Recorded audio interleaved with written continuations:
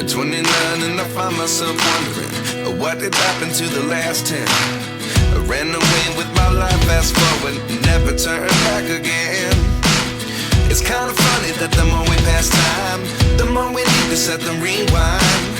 And 19 was the year I had to leave you, but now I'm seeing all the signs.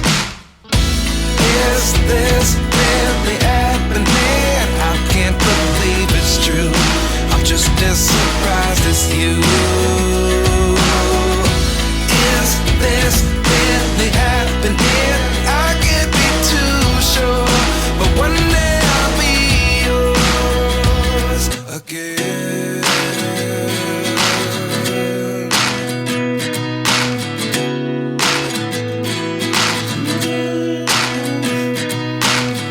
Life lessons come one in a dozen.